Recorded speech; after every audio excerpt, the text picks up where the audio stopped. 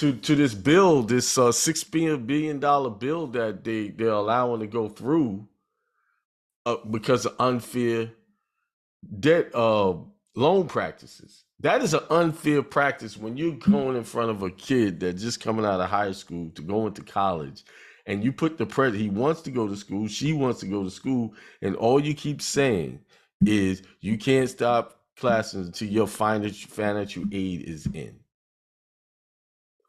They don't give you clear-cut understanding of what you're doing with these contracts. They just tell you, you fill out all of the paperwork. Hey, this is what you qualify. Sign right here. Am I right or wrong? You are right. That's it. And if you want to start classes, that's unfair. You're not telling a person, well, you're going to be paying this loan off. You don't have to pay it while you're in school, but the interest is still accruing the whole time you're in school. So, and then when you go into forbearance and all of these other things, it's still accruing. So basically, you're saddled with a lifetime payment, pretty much, because after a while, that interest is just building up the whole time. But you're not thinking about that. It's party time in school. So, debt collectors include collection agencies or lawyers who collect debts as part of their business. So a lawyer is a debt collector. Just because it says attorney at law and all this other nonsense, he is a debt collector, and he's still got to follow the rules just of the debt collector laws. And he can be sued for even asking you for money that don't belong to him. Right?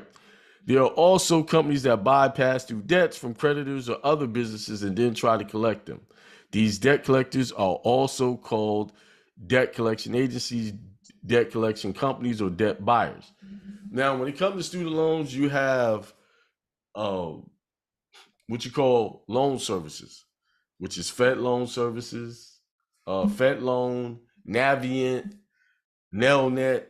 Those are the three I can only remember right now. I'm sure there's others. All of those are services. When it says there's services, that means you don't owe them a dime. They're collecting on behalf of someone else. Here's the problem with student loans.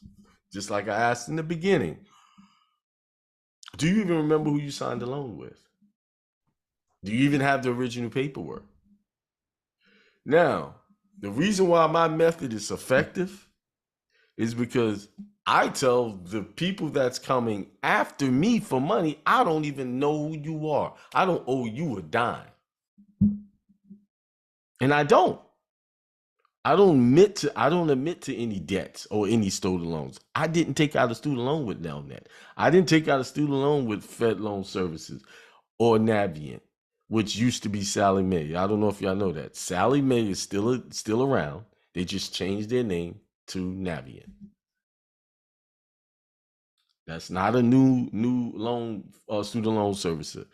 Sallie Mae just got such a bad reputation, they had to change their name so that people, it's called rebranding. It's just like the cable companies out here. There's a company called Charter Communications, been around for a very long time, right?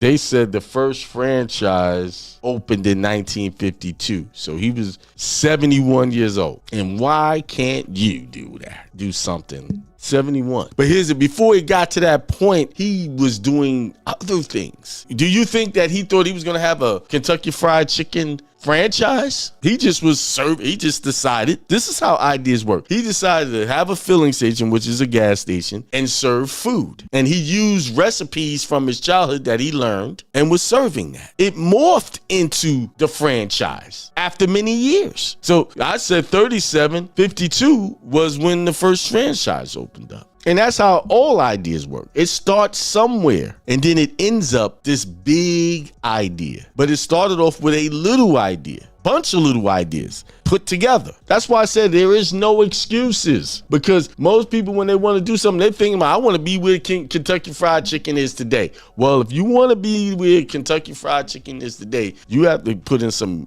time and effort and some years, because that's what it took to get there.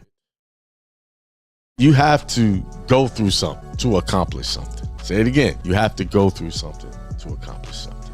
Unfortunately, a lot of people are not willing to go through something to accomplish something. It's too hard. That's too much. I hear people say it all the time. Man, that stuff you do, I couldn't do that. Working that hard and making all those phone calls, get those loads. I can't do it. That's too much. Basically what they're saying, it's easier for them to go work for somebody and be told what to do. That's what's easy. I think they just be talking when they say that. They don't really understand what they're saying. It's like Christ said when they had him up there, crucify him, and he said, forgive them, Father. They know not what they do. And I'll say to that, forgive them, Father. They know not what they say. They don't know the consequences of their very words. They don't know. It's that simple. Do you realize that you're receiving your reward of every word that you utter out of your mouth? There's a saying in the church, power of life and death is in the tongue. And that is very true. The power of life and death is in your tongue. The power of success and failure is in your tongue, in the words you utter.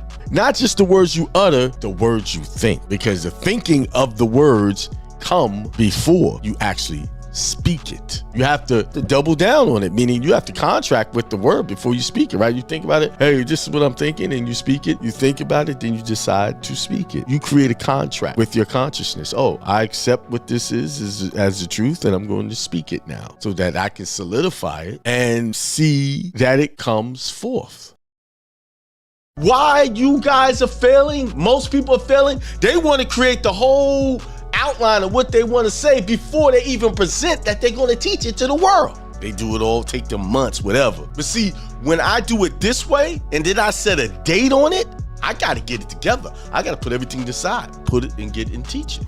Now, here's the thing. I already have 85% of the information because I've been practicing it through other people, helping people with the child support. When I did this seminar, I probably helped over 100 people successfully with child support all over throughout the country.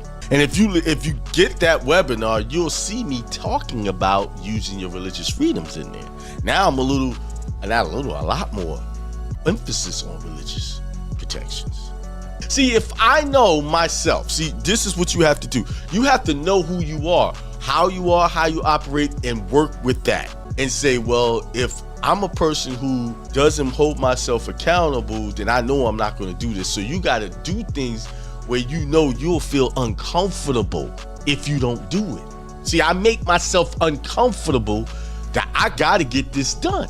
Now I'm getting paid to be uncomfortable. That gym right there I just gave you is probably one of the biggest reasons why I'm so successful at what I do. That right there, that one technique I gave you is it. Too many people think too much. They think, man, I gotta have this. I think about what people gonna say, how they gonna react, blah, blah, blah. People gonna say and react how they going to react. You can't control that. You just gotta keep your mind focused on what you're trying to do. Stop getting focused on what people think. Stop caring so much about that. Am I saying be rude and hurt people's feelings? No, I'm talking about in the context of you creating your business and getting off the ground. People may reject it a lot right at first. There was a lot of ideas out there that was rejected a lot. The idea of selling water in a bottle that you can get out the tap free was rejected at first. The idea that we could fly somewhere on a plane in the air was rejected at first. Shoot, I always use these guys. Michael Jordan was rejected at first. Now he's a household name for whenever. Who knows? Still selling Michael Jordan sneakers, and he hasn't played in years. But he was rejected at first. So you must be rejected first before you get accepted. That's just part of the process. All right, I'm about to show you how if I have to email to get a rate on a load.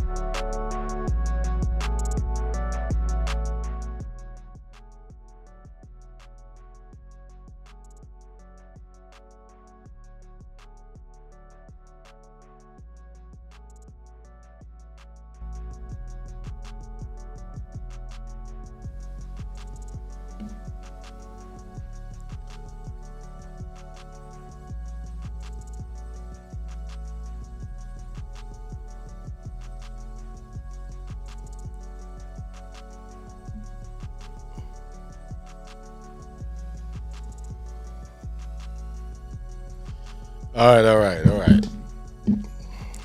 Had a little camera difficulty there. I don't know. Every time these updates come, they mess up stuff, and I gotta figure it out all over again. All right, what's up, everybody? How y'all doing? How are y'all doing? I hope everything's doing good. Let me turn this alert on. I got this load alert thing going. Let me turn that off. Let me turn it off. All right. Man, it's Sunday, the 12th of November. I mean, November's halfway gone. It's done. It's done. If you haven't realized now that nothing's waiting on you to get it done. Nothing is. People are gonna move on and with their lives, they're gonna buy from whoever they're gonna want to buy, who they feel like buying from. They're only gonna buy from the people that's available to buy from. They're only gonna do business. They're only gonna listen to those that are available. Are y'all getting my point? So if your stuff's not available, they can't hear it. If your stuff's still in your head, they can't see it. Okay? Please stop using excuses that, man, it just ain't right. I got to get this. Get it. How do you know what's right for someone else? See, you're kind of being selfish because you think that what you think is right for other people is the only way. I don't know how many times I thought I had this master plan of a business, and next thing you know, it turned into something else because my customers told me what they wanted and I listened. And a long time when I was in business, I used to like, why these people want to tell me they want to do this and they want to do that? And I was like, wait a minute. They're the ones who buying from me. They're the ones who didn't doing business with me. Maybe I should listen to the experts on what they want. You know, companies do this. They do market research. What are the large majority of the mass people? What is it that they want? And the only way they know is by doing campaigns of marketing and testing things. You have to test it. You have to put it out there. So many people I want to do business with, but I can't. I can't do business, not because, you know, some act of God I can't do it. It's because they just don't have it available for me to buy it. People call themselves friends of mine. It's like, I hear the most cornball excuses as to why people can't do stuff. I stopped. There was a time I used to challenge stuff. Now I just listen. It was like, you know what? Keep that one. Keep that one. Keep it. One of the most, I wouldn't say, I'm not even gonna go there. It sounds so ridiculous, but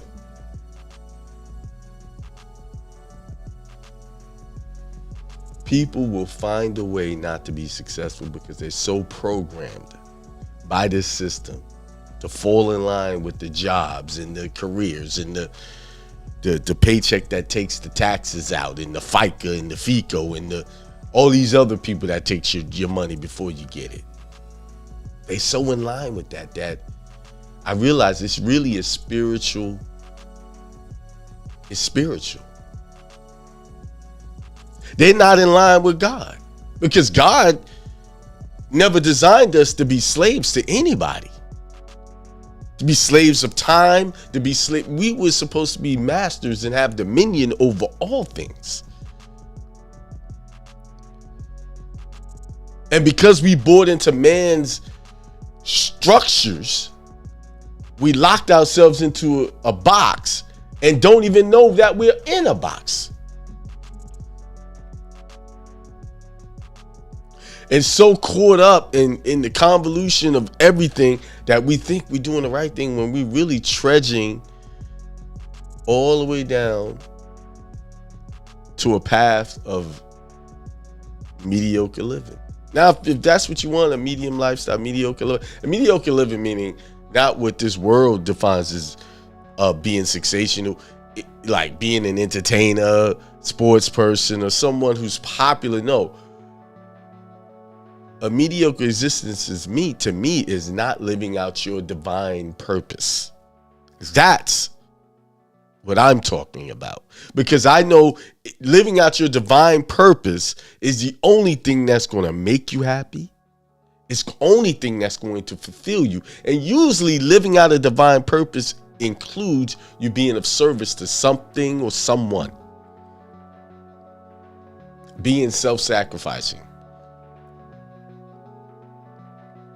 And at the same time, you will be rewarded by your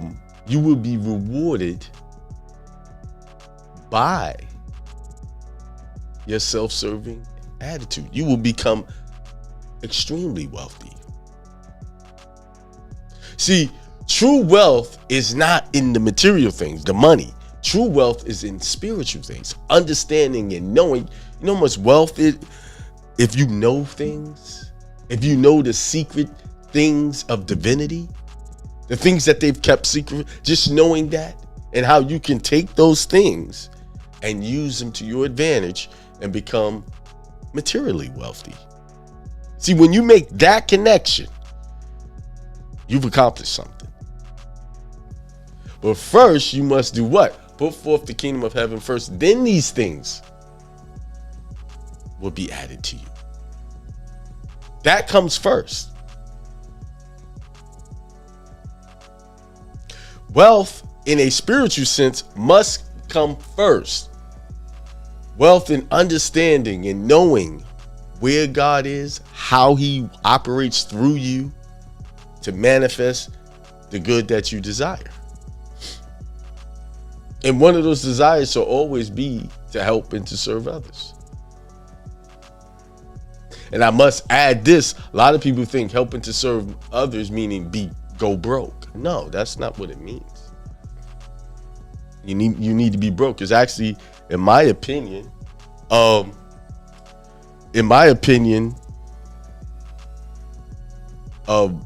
was I saying? In my opinion, going broke or being broke is not of God. It's nothing holy or spiritual about it. Because when people don't have money, they do some of the lowest things possible just to achieve it. The reason why they do the lowest things because they don't have a spiritual connection with God within themselves. So they go and they connect to physical things that are not of God, that allows them, or they are encouraged to do things that are against their spiritual nature.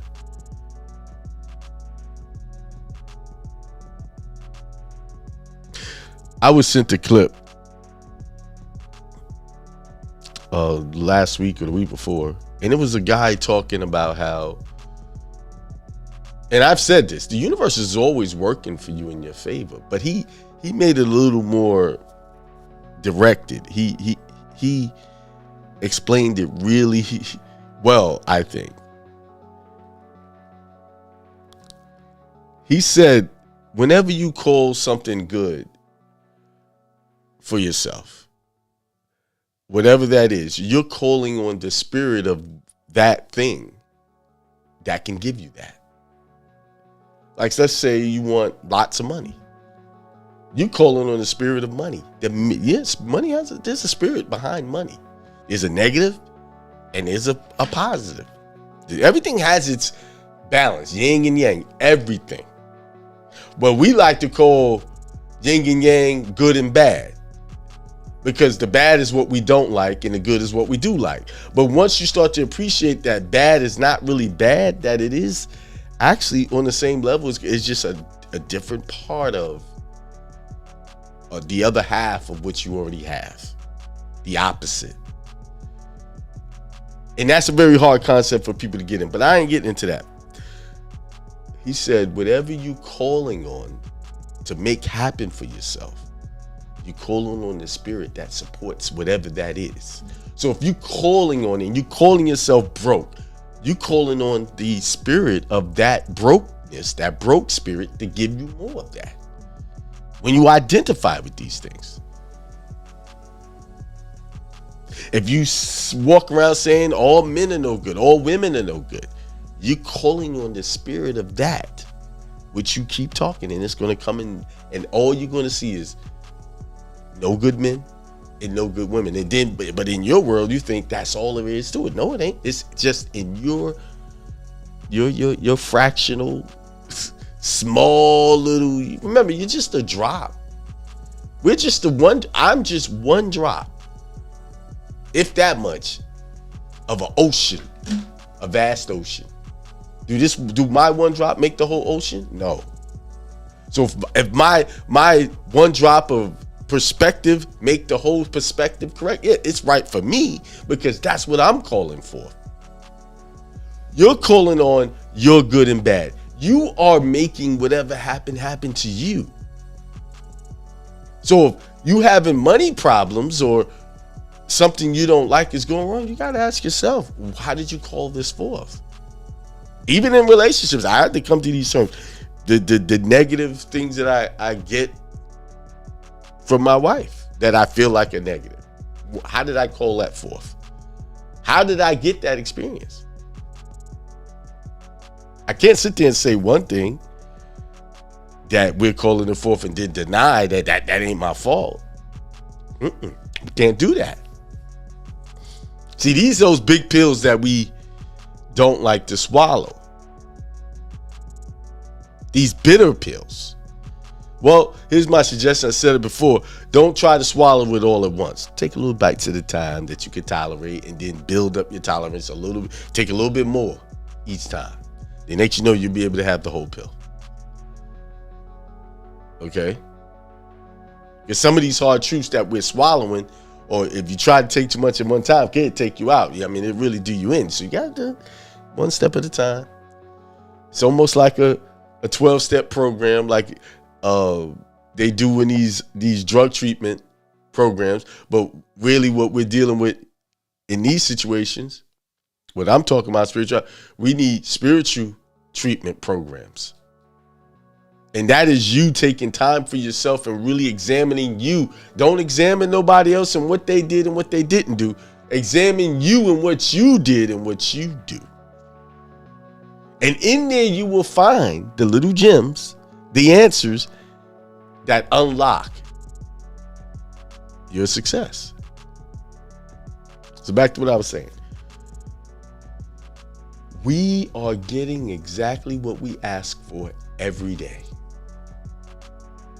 Now, understand that what you have right now is what you asked for yesterday. What you're dealing with right now is what you worked for yesterday. It's the seeds you planted. Says it, God will not be mocked. You reap what you sow. Period. It didn't go into all of these, well, but if Johnny, Jimmy, Jonah, whoever did whatever, they ain't the problem. Because at the end of the day, a lot of these problems we find ourselves, we place ourselves in them willingly. Most things we're not doing against our will. If you're an adult, no one's forcing you to do anything.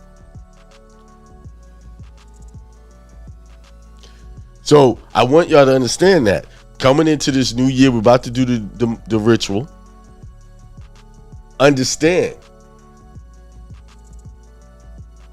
that whatever you're trying to do, or whatever you're doing is giving you what you have right now. So that means right now you can do something different to give yourself something different. Don't wait till January 1. Do it now. It's November the 12th. Start right. Whatever you planned on doing for the next year, start it now. The year has already started. Because to be honest, most people, now in our ritual group, a lot of people were claiming success on these things. My cousin quit his job. His wife got her promotion to the SVU unit, detective unit. of other people who got the businesses started that they wanted to do. All of the things that Spirit has been moving them, they started it.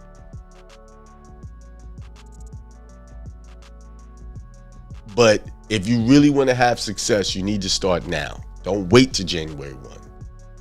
Get in the habit now, because guess what happens? January 1, there's a lot of people with all these New Year resolutions. And most of these New Year resolutions fall apart within the first month of them started. Actually, the first week or two. You know why? Because they're not in practice. So they're going from what they're doing a drastic change all at once. No, gradual change is what happens. Incremental, small changes over time. Next you know, you look back, wow, I got a lot. Even with becoming wealthy, a lot of people who save money, if you save a little bit over time, make it automatic, you become a millionaire. 25 years. When you're dealing with compound interest and you pay yourself first, even with a job, you can do that. If you want to understand that concept, there's a book called The Automatic Millionaire. That this guy worked, he had a regular job, and that by the time he retired, him and his wife were millionaires. And they follow basic principles that I use right now. Like, I pay all bills automatically. But one of the biggest bills that I pay is myself automatically. I make myself a bill. I am a bill. I'm the first bill. First fruits come to me. Those first fruits go out to service. See, you need to be giving y'all give you the reason why a lot of people are having money problems, because they're not the first fruit. Everybody else is getting your first fruits. And see, if you make yourself a first fruit, then you won't live beyond your means. I just gave you our tip. Automatic Millionaire. I read that book probably 15 years ago. Yeah, something like that. Get the book. It's a short book too. I like books that are short and to the point without all the fluff. Automatic Millionaire. It's 10:29. Who's out there? We got Discipleship Ministry, Peace, Extreme Wealth, and Extreme Wealth. Brother, thank you for that. Corinne, happy Sunday. Back to you. And Arlene L says, happy Sunday. I need to hear this. Thanks. And peace, everyone. See King Bay. Who else? That's it? Hey, few people with their thoughts put out there. Hey, that's all we need. We don't need 100 people. We just need a few to make a change. It's always, in any way, listen, in anything, companies, anything you do, it's a small percentage of people that really move the needle forward. In any company, about 20% of their workforce is the ones that's really making things happen for the company. The other ones are just adding on to the accomplishments. So if you have a sales force of 10 people, 2 people are probably always consistently the top ones that get that sales team to their goals. That's true. I've seen it. I've worked in sales. It was usually myself and 2 other people who had the numbers that carried the whole team. Because most people just want to make enough to get by. See, when I was selling, I wanted to have abundance. My limit was when I couldn't do it no more. And to tell you the truth, when I made those numbers, I wasn't working all day. I knew when to go out. See, a lot of sales guys don't like talk. A lot of people who call themselves salespeople don't like talking to people. So they'll go knocking on their doors and leave flyers when the people are not home. Me, I was selling cable. I waited. We had freedom of our time. I waited till it was time for the kids to get out of school, because usually somebody's home. someone I can talk to. I don't want to be leaving flyers and hope they call me. Nah. So just doing it that way, I would get most of my sales within 2 hours and I'm done. And we only had to get like a day. They wanted us to average around 6 units. So, but if I usually would get 12. So what I mean by unit, I say it was another RGUs, revenue generating units is what they called it, right? So if I sold internet, phone, cable, that was 3 RGUs. And then the other ones are add-ons, like you add the little premium channels and stuff like that. But so think about it. I talked to 4 people, and I get them to get all 3 services. That's my 12. That's all I needed was 4 people to get all 3. Or some people didn't want, phone was fading out at that time. So people wanted internet and TV. So I just had to talk to a few more people and add on. But then most people just wanted internet. So I'd sell a bunch of multiple services and then about 6, 7 one services, which was internet, the big thing. A couple hours, done. And do that every day. Follow that pattern. Every day. Consistency. See, you could blow the roof off of your success if you just be consistent.